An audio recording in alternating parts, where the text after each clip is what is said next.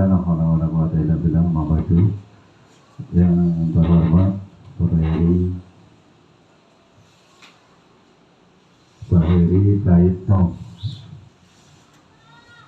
dan Ibu Nurhayati sebagai calon guru penggerak angkatan 11 sebagai satu, dan kepada Bapak Kepala Sekolah yang saya hormati dan rekan-rekan guru yang saya hormati.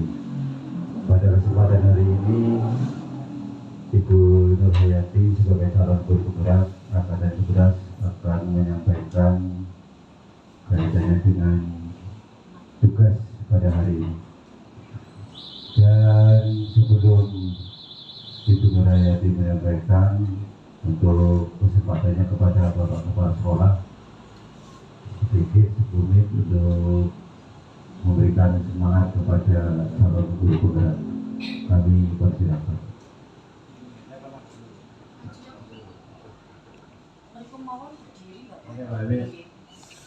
Assalamualaikum warahmatullahi wabarakatuh.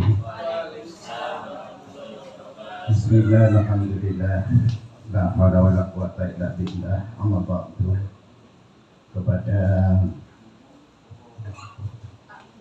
Bahiri Prayitno SPP dari SMK Negeri 1 Songkong sebagai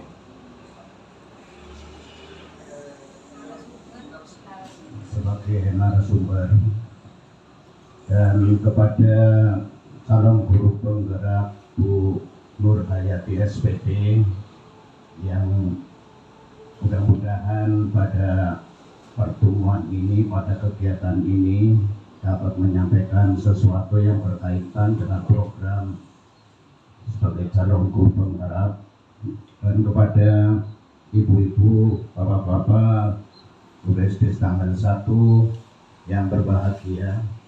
Puji syukur alhamdulillah pada kesempatan ini kita masih diberi nikmat sehat sehingga dapat berkumpul dalam suatu acara ini, yaitu acara yang berkaitan dengan program yang dilaksanakan oleh calon guru penggerak. Mudah-mudahan acara ini dapat berjalan lancar sampai selesai, tidak ada halangan suatu apapun. Salawat Islam senantiasa kami aturkan, kami sampaikan kepada junjungan Nabi kita, Nabi Muhammad SAW. Mudah-mudahan kita semuanya yang kita harapkan di yaumul kiamat mendapatkan syafaatnya. Bapak Ibu yang berbahagia, pada kesempatan ini kita semuanya ikut memberikan semangat, dorongan, dan mendoakan, memberikan semangat kepada calon guru penggerak Bu Nurhayati.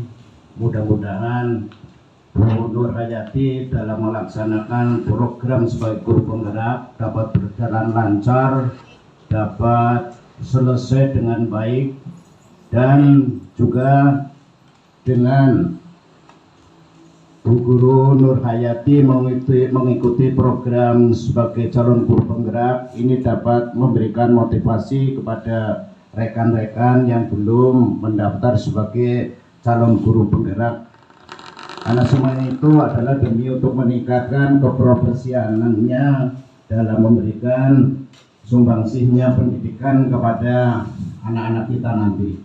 Mudah-mudahan Bu Nurhayati dan mudah-mudahan dapat menyelesaikan program-programnya sampai akhir programnya nanti. Kami semuanya hanya memberikan dorongan dan doanya.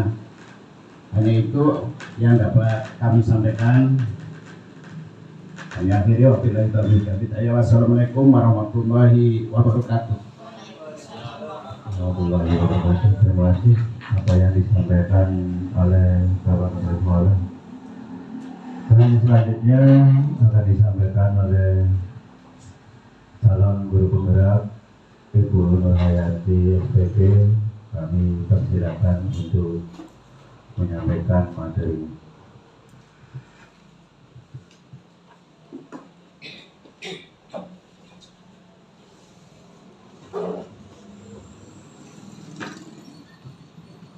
Assalamualaikum warahmatullahi wabarakatuh. Kepada yang terhormat Bapak Kepala Sekolah SD Negeri Sitanggal 1, yang terhormat Bapak dan Ibu guru beserta staf tata usaha SD Negeri Sitanggal 1, serta narasumber kedua Pak Heri Prayitno dari SMK Negeri 1 Songgong yang berbahagia. Pertama-tama saya panjatkan puja dan puji syukur kehadirat Allah Subhanahu wa taala sehingga pada hari ini kami saya Nur Hayati dan Pak Heri Prayitno mengadakan diseminasi modul 1.4 budaya positif. Saya mengucapkan terima kasih kepada Bapak dan Ibu guru SD Negeri Sitanggal 1 atas kesempatan untuk meluangkan waktu mengikuti diseminasi ini. Terima kasih ya Bapak Ibu. Sebelumnya saya akan membacakan konsep inti budaya positif. Antara lain, 1. Perubahan paradigma belajar. Yang kedua, disiplin positif. Ketiga, nilai-nilai kebajikan. Keempat, kebutuhan dasar manusia. Selanjutnya, motivasi perilaku manusia. Posisi kontrol guru. Keyakinan kelas. Dan segitiga restitusi.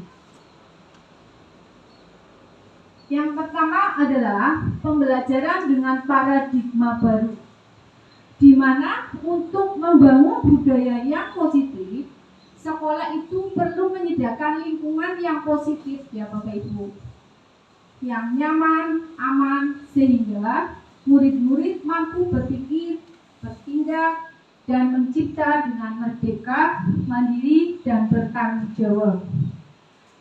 Dengan demikian, lazimnya disiplin itu dikaitkan dengan kontrol. Dalam hal ini, kita sebagai guru dalam menghadapi murid mempunyai kontrol dalam diri sendiri.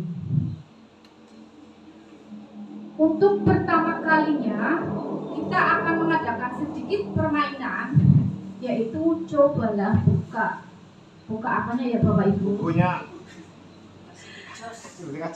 Coba Bapak Ibu amati tulisan yang ada di layar. Siapa buka bukunya lah. Nah, di situ Bapak Ibu bisa bermain dengan berpasangan. Misalkan A dan B. A menutup kepalan tangan, seolah-olah membayangkan sedang memegang sesuatu yang sangat berharga.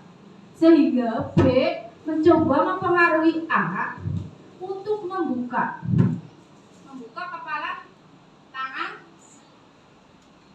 dari si A. Nah, atau sebaliknya, apakah A itu membuka telapak tangannya atau tidak? Jelas ya Bapak Ibu? Coba Bu Diana sama Bu Putri.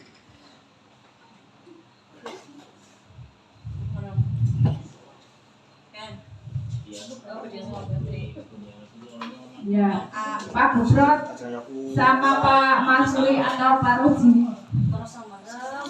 Bu Win sama Pak Busrot, Pak Putri sama Pak Masuri. Coba. Saya mengamati. Seolah-olah yang jadi A itu menggenggam, seolah-olah menggenggam barang berharga. Nah, yang A itu berusaha mempengaruhi untuk membuka. Akankah A itu membuka telapak tangannya atau tidak? Mereka mempengaruhi berarti mereka mempengaruhi. Ya. Contoh. Kalau Mas Nih, contohnya. Contoh. Ini gambarnya. Coba buka. Ya, akhirnya terbuka mengikuti. Ya, Terima kasih. Coba mau dibuka atau enggak? Tadi orang konsentrasi. Cincine sing nyong apa bojo kaya kok, Pak. Iya. Iya. Aja aku nanti mau bau tuh. Oke, terima kasih tepuk tangan untuk Bapak Ibu semua. Nah, tadi sudah mempraktekkan Pak Gupron, ternyata Bu Win membuka apa tidak? Membuka. Membuka. Nah, Berpengaruh. Bu Putri sama Pak Mas Guri membuka apa tidak? Buka video orang. Membuka. Nah, yang tidak membuka adalah Bu Maya sama Pak Roji. Berarti pertanyaan saya, Baru cerai, Pak. dalam kegiatan ini sesungguhnya yang memegang kendali atau kontrol untuk membuka kepala tangan itu siapa ya Bapak Ibu? Iya, si A. Berarti diri kita sendiri, betul? Nah, walaupun Mbak Putri hebat sekali, Mbak Maya hebat sekali tidak membuka. Karena apa? Posisi kontrolnya itu berbeda dengan Pak Mas Puri. Bu Maya itu tetap mempertahankan karena sesuatu yang di kepala tangan itu sangat berharga. Sementara kalau Pak Gupron sama Bu Win itu posisi kontrolnya dipengaruhi oleh Pak Gupron sehingga membuka. Sampai di sini jelas Bapak Ibu? Ya, selanjutnya Pak.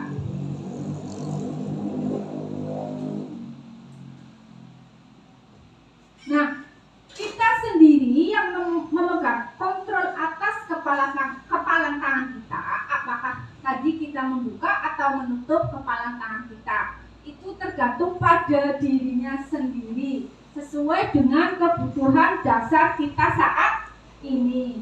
Nah, sebagai penjelasan untuk mengubah stimulus respon ke pendekatan teori kontrol. Nah, perbedaannya stimulus respon seperti realitas atau kebutuhan kita itu sama. Jadi Pak Gupron sama Bu Winisi itu sama. Itunya apa? Realitis atau kebutuhannya, sehingga sama-sama membuka, buka gitu ya. Nah, kalau teori kontrol, realitasnya, kebutuhannya berbeda. Contoh tadi Bu Maya tidak mau membuka kepala tangan yang dipengaruhi oleh Pak Roji, walaupun Pak Roji mengiming-iming uang, tetapi kan Bu Maya tetap tidak mau membuka kepala tangannya karena posisi kontrol Bu Maya itu sangat kuat. Ya. Yang kedua, kita mencoba mengubah agar orang tersebut berpandangan sama dengan kita, seperti yang dijelaskan tadi Bu Win sama Pak Gupron. Sedangkan teori kontrolnya, kita berusaha memahami pandangan orang lain tentang dunia. Jadi kayak Bu Maya tadi, enggak, ini sangat berharga bagi saya enggak akan membuka karena ini adalah sangat penting. Dan yang terakhir, model berpikir menang atau kalah pada stimulus respon. Jadi yang tadi Bu Win berarti kalah atau menang ya Bapak Ibu? Kalah. Kalau Bu Maya menang, lah itu adalah stimulus responnya. Sedangkan teori kontrol itu model berpikir menang. Jadi saya harus mempertahankan apa yang ada pada diri kita sendiri, tidak terpengaruh oleh orang lain. Nah, itu berarti posisi kontrolnya. Nah, berbicara dengan tadi yang posisi kontrol, kita merujuk kepada disiplin positif. Kira-kira apa yang terlintas pada pikiran Bapak Ibu tentang disiplin positif yang ada sekilas? Apa Pak Gupron? Disiplin positif itu disiplin yang baik. Ya, kalau bunyi hukuman, iya. Nah, disiplin itu berasal dari bahasa Latin, disiplin yang artinya belajar. Disiplin itu mengacu pada disiplin diri yang memiliki tanggung jawab terhadap apa yang dilakukan berdasarkan nilai-nilai keyakinan. Disiplin positif merupakan salah satu cara penerapan disiplin yang bertujuan untuk menumbuhkan kesadaran serta memberdayakan peserta didik tanpa imbalan atau penghargaan. Jadi murni dalam diri kita masing-masing. Nah, sebagai pendidik, tujuan kita adalah menciptakan peserta didik yang memiliki disiplin diri sehingga mereka berperilaku mengacu kepada nilai-nilai kebijakan universal dan memiliki motivasi intrinsik dalam perubahan perilaku ke arah yang lebih baik. Nah, di sini ada nilai-nilai kebijakan. Apa itu artinya nilai-nilai kebijakan, Bapak Ibu? Nilai-nilai kebijakan itu artinya nilai yang disepakati bersama, lepas dari suku, bangsa, agama, bahasa, maupun latar belakangnya. Seperti contoh yang kita alami dalam penulisan raport atau penilaian ya dalam P5. Di situ ada profil pelajar Pancasila yang dimensinya beriman dan bertakwa kepada Tuhan Yang Maha Esa dan berakhlak mulia, berkebinekaan global, gotong royong, mandiri, kreatif, dan bernalar kritis. Nah, ketika kita membuat P5, tidak mungkin semuanya masuk ya. Kadang kan kita memilih berapa dimensi, Pak Mas Puri? Berapa? 4. Misalkan berkebinekaan global, gotong royong, mandiri, dan kreatif. Nah, kira-kira kalau misalkan anak membuat produk, itu masuknya dalam dimensi yang mana? Kreatif. Iya, kreatif, betul. Nah, terus kalau anak tidak diantar orang tua atau mengerjakan soal sendiri, masuknya dimensi apa? Mandiri. Nah, sampai di sini ada pertanyaan Bapak Ibu? Ada, Bu. Ya, terima kasih. Tadi suruh bertanya, saya sebagai audiens pendengar menanyakan tadi apa yang disampaikan Ibu tentang kaitannya disiplin.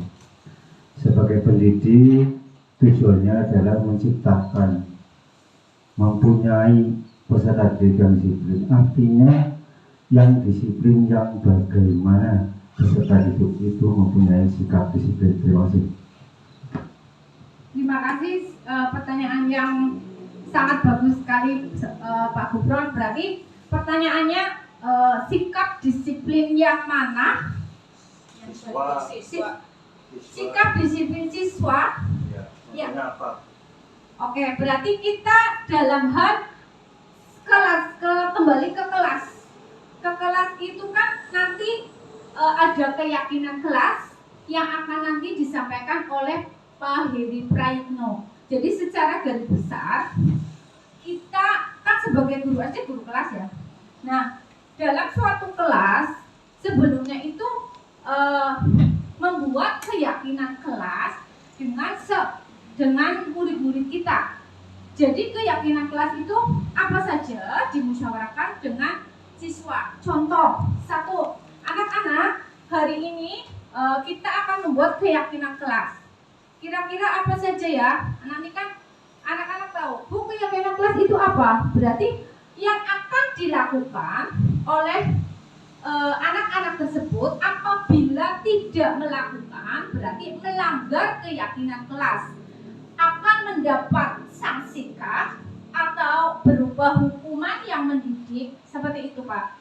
Nah, contoh keyakinan kelas 1, misalkan datang tepat waktu. Nah, kira-kira kalau anak ada yang terlambat, berarti anak tersebut melanggar keyakinan kelas apa tidak?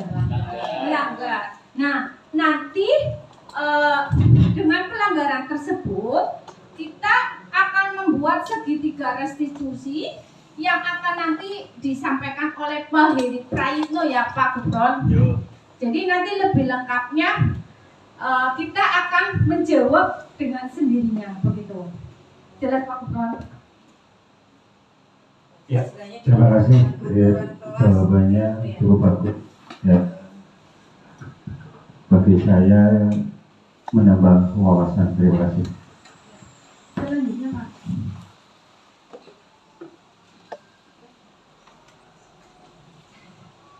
Nah, tadi berbicara dengan nilai-nilai kebijakan yang naik lagi menjadi 5 kebutuhan dasar manusia ada 5 kebutuhan dasar manusia, yaitu 1, bertahan hidup atau survival.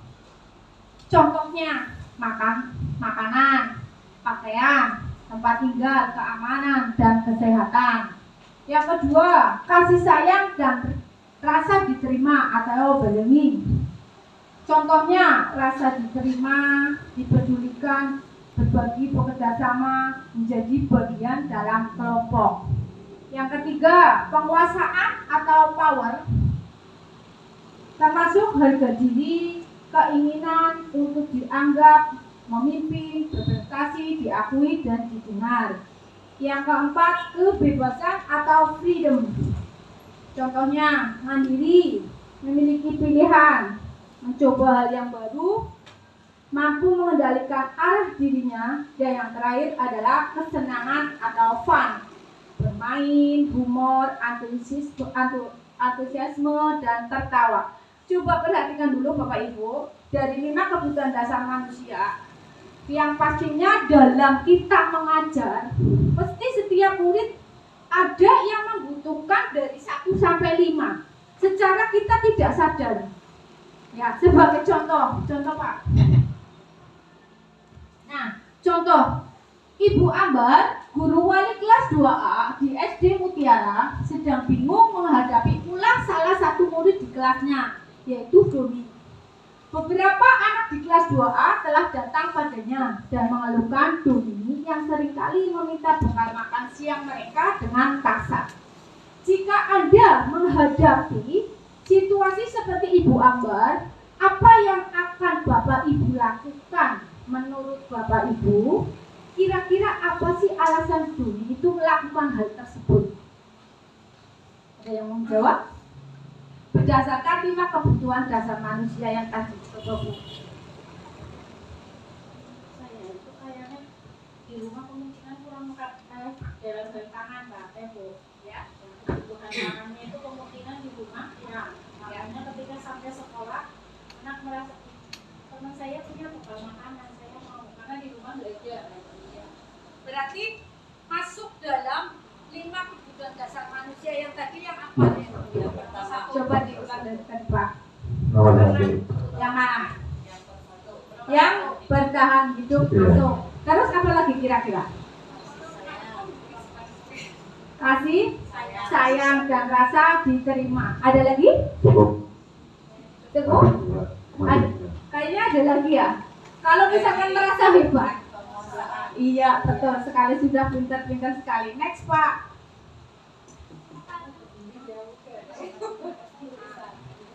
Nah, ini jawabannya yang tadi betul sekali Bu. Ada yang bertahan hidup, cinta dan kasih sayang, yaitu ketika Doni karena kurang diperhatikan orang tuanya, ya, dan penguasaan. Penguasaan itu kan dia itu merasa hebat seperti itu. Yuk selanjutnya Pak. Nah, ada lagi. Dinda, seorang anak kelas 5 SD, begitu tiba di rumahnya, bilang sama ibunya dan menangis serta mengadu pada ibunya bahwa dia itu dibenci pada Ibu Rani gurunya. Menurut Bapak Ibu seperti apa? Nah, Ibu guru bilang, Dina bilang sama ibu gurunya, Ibu guru bilang, aku tidak boleh bersenandung di sekolah waktu mengerjakan tugas Bu. Nah, katanya kelas itu harus tenang, tidak ada suara. Kan gak seru jadinya. Itu Dina mengadu kepada orang tuanya. Kira-kira 5 kebutuhan dasar Dina itu apa?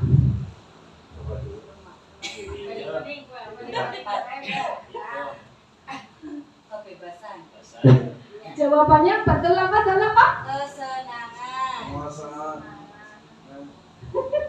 Jadi Dina itu bersiul di kelas, terus dilarang Bu, ditegur oleh bu gurunya. Kira-kira apa? Kesenangan, terus? Kasih sayang dan rasa diterima. Coba Pak, jawabannya Pak. Kesenangan. Jadi dia senang bersenandung. Ya kan? Nah, selanjutnya Di sini, nanti dulu Pak, ini jawabannya kan dulu. Nah, ini Adina Lainis namanya Lia. Lia itu memakai jepit baru di sekolahnya. Ketika itu di sekolah, Lia itu tidak disapa oleh bu gurunya. Ibu guru tidak menyapaku hari ini, padahal aku pakai jepit baru. Ketika itu berarti Lia membutuhkan kebutuhan dasar yang mana? Saya kedua maksudnya perhatian Berarti kasih sayang. Coba jawabannya betul apa salah Pak? Ya, 100 buat Budiana. Next Pak. Nah, yang terakhir ini Pak Imam, coba Pak Imam. Oke. Biar nggak ngantuk ya Pak Imam. Aku bosen, masa belajarnya cuma gitu-gitu aja dengerin ibu guru. Coba, kira-kira apa? Kebebasan. Kayaknya kebebasan, Bu. Kebebasan. Diwarai Pak. Coba Pak Asuri yang Mas Diri. Oh ya, coba jawabannya apa Pak? Iya, betul sekali. Berarti sudah pada pintar-pintar semua. Next Pak. Nah, aku sebel, gambarku tidak rapi. Malah ibu guru nunjukin ke teman-temanku di depan kelas. Berarti apa? Apa nomor 2 tadi? Rasa diterima? Coba Pak, jawabannya Pak. Penguasaan. Karena merasa apa ya? Merasa bagus. Jadi, kok saya nggak ditunjukin di depan kelas seperti itu? Salah Pak. Kira-kira 5 kebutuhan dasar manusia sudah jelas ya Bapak Ibu? Ya, selanjutnya adalah teori motivasi perilaku manusia yang akan disampaikan oleh Pak Heri Prahitno. Kepada beliau saya persilahkan.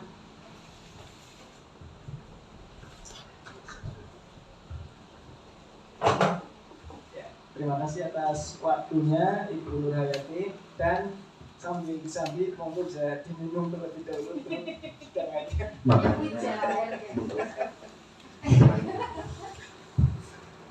Untuk berikutnya yaitu yang kelima, yaitu teori motivasi perilaku manusia. Ya. Untuk teori motivasi perilaku manusia itu nanti ada beberapa teori motivasi manusia. Jadi intinya motivasi itu nanti terbagi menjadi dua, ada motivasi eksternal, kemudian ada motivasi internal. Nah, nanti kita akan memahami motivasi yang seperti apa yang paling bagus untuk anak-anak kita. Di sini ada sebuah gambaran. Yang pertama adalah pada motivasi eksternal. Ada sebuah pernyataan untuk menghindari ketidaknyamanan atau hukuman apa yang akan terjadi apabila saya tidak melakukannya. Jadi itu yang pertama. Yang kedua, untuk mendapatkan imbalan dari orang lain atau institusi apa yang akan saya dapatkan apabila saya melakukannya. Dan yang ketiga, untuk menghargai diri sendiri, saya akan menjadi orang yang seperti apa, orang yang seperti apabila saya melakukannya. Nah, dari pernyataan yang pertama itu berarti motivasinya itu karena untuk menghindari ketidaknyamanan karena adanya hukuman. Jadi kadang untuk mendisiplinkan anak kita menerapkan hukuman. Nah, jadi anak itu akan mematuhi peraturan dari sekolah, mematuhi dari aturan dari kita karena takut akan adanya hukuman. Jadi motivasi yang ada itu adalah motivasi eksternal. Kemudian yang kedua, ketika adanya penghargaan atau imbalan. Penghargaan atau imbalan juga meningkatkan motivasi. Jadi anak akan termotivasi, akan mengerjakan sesuatu karena mendapatkan imbalan ataupun penghargaan. Nah, itu namanya motivasi eksternal juga. Kemudian motivasi yang berbeda adalah motivasi internal. Itu yang seperti apa?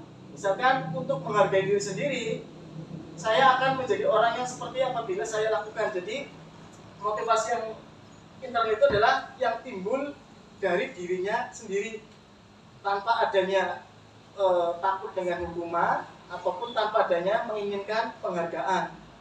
Nah, di sini pasti ada dampaknya masing-masing gitu Bapak Ibu. Mungkin yang pertama, dampak dari hukuman itu memang bagus untuk mendisiplin anak, tapi dampaknya itu nanti anak akan lebih akan lebih tertekan, kemudian akan lebih meluapkan lagi emosinya. Ya, itu untuk dampak dari hukuman. Kemudian dampak dari hukumnya berikutnya, anak akan menjadi dendam, ya, pemarah. Apalagi misalkan kita, ya saya sendiri yang di tingkat SMK, ketika hukuman itu misalkan terlalu tegas, kemudian terlalu saklek itu, anak akan melawan. Kalau misalkan mengajak berkelahi dengan gurunya, itu di tingkat atas. Itu sisi lain dari pemberian hukuman. Kemudian yang kedua, ketika mendapatkan imbalan atau penghargaan atau reward, itu baik juga. Tapi sisi negatifnya, ketika reward kita tidak kasihkan, ketika tidak ada penghargaan, maka anak akan malas lagi. Ya, jadi reward kan misalkan maju, betul, kita kasih permen 1, besoknya lagi kalau kita kasih permen 1 lagi, jelas semangatnya berkurang lagi, harus lebih banyak rewardnya lagi. Nah yang ketiga, itu yang dari dalam diri sendiri, itu yang kita harapkan. Jadi motivasi itu datangnya dari diri sendiri. Bagaimana kita menciptakannya, bagaimana nanti anak akan bisa mendapatkan motivasi dari diri sendiri. Nah, motivasi dari diri sendiri itu nanti yang terbaik dan yang akan kita harapkan kepada anak. Jadi ketika motivasi datang dari diri sendiri, maka si anak itu nantinya biarpun tidak ada hukuman, biarpun tidak ada penghargaan, anak akan tertib, anak akan rajin, anak akan rapi. Jadi motivasi ini adalah motivasi mungkin yang terbaik dari motivasi yang lainnya. Next. Berikutnya ada 5 posisi kontrol guru. Nah, untuk 5 posisi kontrol guru itu sebelum kita ke materinya, mungkin kita sebagai guru sebelumnya sudah melakukan ke siswa. Apa yang kita rasakan, mungkin Bapak Ibu guru lebih cenderung ke posisi yang mana? Apakah penghukum, pembuat merasa bersalah, teman, pemantau, atau manajer? Manajer, alhamdulillah. Ini manajer penghukum. Ditambah penghukum. Ya. Oke. Jadi sebenarnya posisi kontrol guru ini, kita sebagai pendidik, sebagai guru pasti semua sudah melakukannya. Cuma kita akan lebih mengetahui, oh ternyata posisi yang saya lakukan selama ini adalah penghukum. Ternyata yang kita lakukan selama ini adalah membuat rasa bersalah. Nah di sini yang pertama, penghukum. Nah pada penghukum itu biasanya menindak sesuatu dengan memberikan hukuman fisik atau verbal. Bisa lari keliling lapangan 10 kali, push up, atau dalam bentuk verbal misalkan Mengambil sampah. Mengambil sampah, Menyapu, kemudian ada perkataan yang kasar dan sebagainya. Nah, pada penghukum ini biasanya nanti ditandai dengan nada suara yang tinggi, kemudian mata melotot, kemudian bahasa tubuhnya biasanya jari menunjuk-nunjuk, semacam menghardik. Itu ciri dari sikap penghukum. promosi. Mungkin itu. Kemudian yang kedua, pembuat merasa bersalah. Nah, pembuat merasa bersalah itu berarti kita membuat anak seakan-akan merasa bersalah dengan apa yang telah dilakukan. Nah, di sini biasanya ditandai dengan nada suara yang memelas, kemudian sedih, terus bahasa tubuhnya biasanya merapat pada anak, kemudian kelihatan lesu. Misalkan pada pembuat rasa bersalah ini, misalkan ketika ada anak yang datang terlambat, kita membuat seolah-olah mereka tuh benar-benar bersalah. Ya, kamu sudah misalkan dengan kamu terlambat, kamu telah mengecewakan orang tua, kamu telah mengecewakan Pak Guru, kamu telah mengkhianati orang tua misalkan ketika yang bolos dan sebagainya. Jadi si anak itu dibuat merasa bersalah. Nah itu posisinya kedua, ya. Jadi pada posisi yang kedua ini pembuat merasa bersalah, artinya si anak itu nanti akan merasa kecewa, merasa terpuruk, kemudian merasa terbebani. Jadi ketika untuk melakukan hal yang lainnya akan susah gitu. Yang ketiga adalah posisi kontrol sebagai teman. Nah, sebagai teman ini berarti kita menganggap murid kita seperti teman sendiri. Mungkin ya kita sudah banyak logannya. Nah, di sini biasanya ditandai dengan nada suara ramah, akrab, bercanda, bahasa tubuh nanti merapat pada murid, mata dan senyum jenaka. Nah, berarti ada bercandaan juga dengan siswa ketika kita memberikan perlakuan. Misal ketika ada anak yang terlambat, ketika posisi teman, berarti misalkan ketika ada anak yang terlambat itu kita tidak langsung memarahinya, tapi oh bagus ya kamu terlambat hari ini, lain kali lebih siang lagi ya, dengan bercanda. Itu kan bahasa-bahasa teman ya. Jadi artinya lebih santai. Kemudian berikutnya adalah posisi pemantau. Pada posisi pemantau biasanya itu nada suara datang, kemudian bahasa tubuh formal. Jadi pada posisi pemantau ini guru itu lebih cenderung menerapkan mengamati dulu, kemudian berdasarkan data yang ada. Jadi ketika ada anak yang terlambat, nanti tahu kan konsekuensi dari terlambat, hukumannya apa. Nah itu, jadi kita mengamati, kemudian memantau dari si anak tersebut. Yang terakhir tadi yang ke-5 berarti adalah manajer. Tadi yang disebutkan Pak siapa tadi? Pak Gufron. Nah ini posisi yang sebagai manajer adalah posisi yang paling bagus. Itu artinya apa? Membimbing murid, nada suara tulus, kemudian bahasa tubuh tidak kaku, mendekat ke murid. Jadi posisi manajer berarti idealnya, posisi ideal kita sebagai seorang guru. Cuma nanti untuk penerapannya biasanya pada posisi manajer itu kita membimbing anak untuk menyelesaikan masalah, kemudian membimbing anak untuk mencari solusinya sendiri. Sehingga dengan terpecahkan masalah, mendapatkan solusi, si anak nanti akan bisa memperbaiki dirinya tanpa terpaksa, tanpa rasa takut. Mungkin itu adalah 5 posisi kontrol guru dari materi yang saya sampaikan. Coba barangkali ada pertanyaan, sudah di posisi manakah kita, atau ada yang perlu ditanyakan? Monggo. Ya, saya terima kasih atas pemaparannya tentang kaitannya 5 posisi kontrol guru. Apa yang disampaikan Pak Heri cukup jelas, tetapi yang saya tanyakan adalah mengenai anak, kenakalan anak.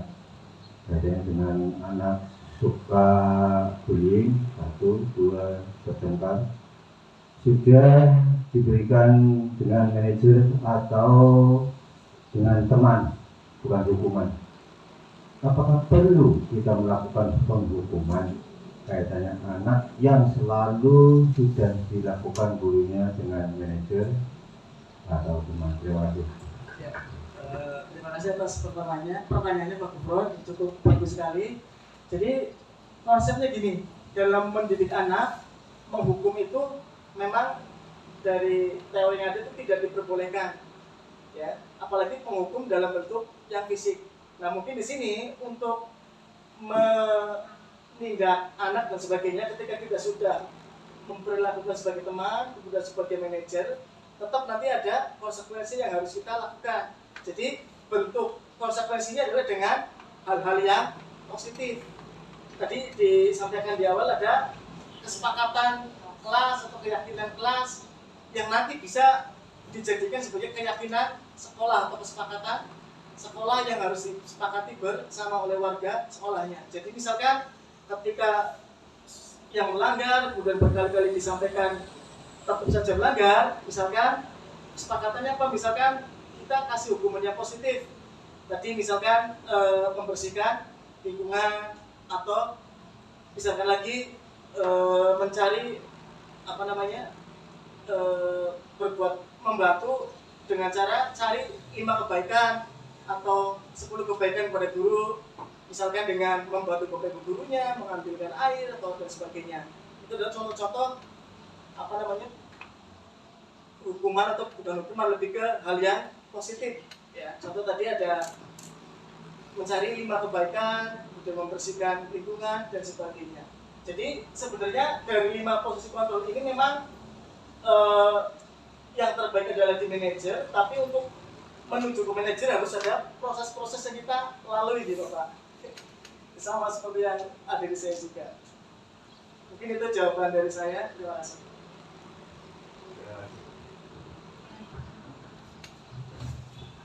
Bapak lanjut. Oke, next. Nah sekarang untuk contoh penerapan 5 posisi kontrol guru.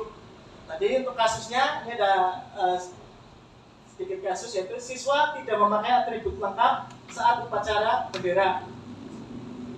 Pada posisi kontrol penghukum berarti nanti anak disuruh untuk hormat pada bendera selama 1 jam.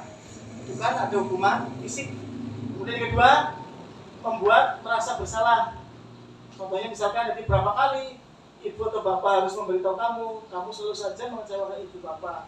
Jadi menjadikan anak itu merasa bersalah. Next. Kemudian sebagai teman, tadi sedikit sudah disampaikan. Di sini ada tadi sendal gurau, kemudian dicontohkan, ayo dong ikuti aturan sekolah, tolong bantu ibu bapak ya sekali ini. Ya sudah, tidak apa-apa, lain kali jangan sampai berbuat seperti ini lagi ya. Jadi lebih berkeakraban dengan siswa. Kemudian posisi pemantau, kamu sudah melanggar peraturan sekolah, kamu tahu konsekuensinya. Setelah upacara, kamu beli atributnya, operasi dan jangan diulang lagi. Karena konsekuensi dari tidak mengenakan atribut adalah dipasangkan atribut di bajunya. Next. Kemudian posisi manajer. Nah, di posisi ini tadi kita mencarikan solusi. Contohnya, apakah kamu tahu kesalahanmu? Kira-kira bagaimana kamu memperbaiki kesalahanmu? Nah, di sini berarti kita mengarahkan anak, membimbing anak untuk menemukan solusinya, mencari solusinya seperti itu. Itulah 5 posisi kontrol yang ada pada buku. Nah, sekarang setelah kita tadi mempelajari tentang 5 posisi kontrol, ini ada sedikit contoh pernyataan, kemudian masuk ke dalam posisi yang mana. Yang pertama, saya sangat kecewa sekali dengan kamu. Lebih ke apa? Teman. Lebih ke teman. Betul Bapak Ibu?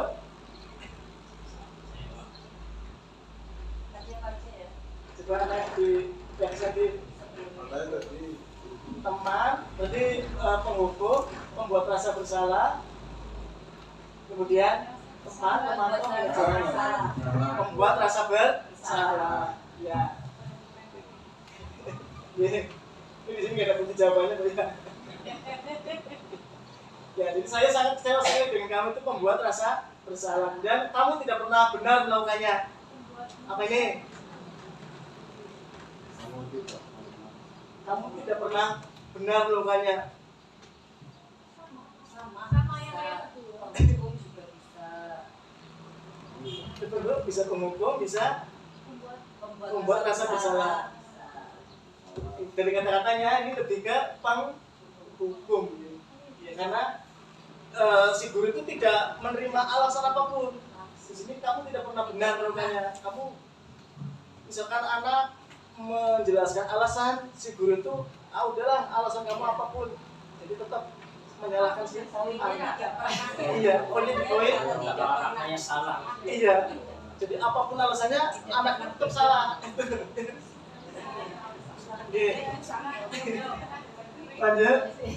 Ini yang berikutnya, apa rencanamu untuk menyelesaikan masalah ini? Nah, ini jelas masalah apa? Posisi kita pada apa rencanamu untuk menyelesaikan masalah ini?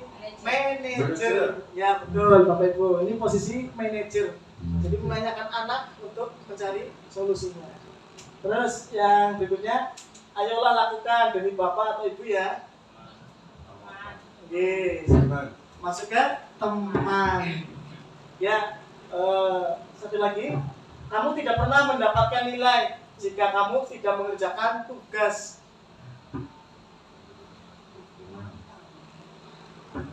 Apa apa ya? Pemantau. Ini kan konsekuensi Pak ya. Dan pemantau itu lebih ke konsekuensi jika tidak mendapat tugas maka tidak mendapatkan nilai. Oke, inilah 5 kontrol guru. Jadi tadi Bapak Ibu sudah memahami semuanya. Mudah-mudahan kita semua juga tadi bisa menerapkan di posisi yang ideal, yaitu manajer. Itu harapan dari kita semuanya. Nah, berikutnya setelah 5 posisi kontrol, kita masuk ke keyakinan kelas. Tadi di awal disebutkan oleh Bu Nur tentang keyakinan kelas.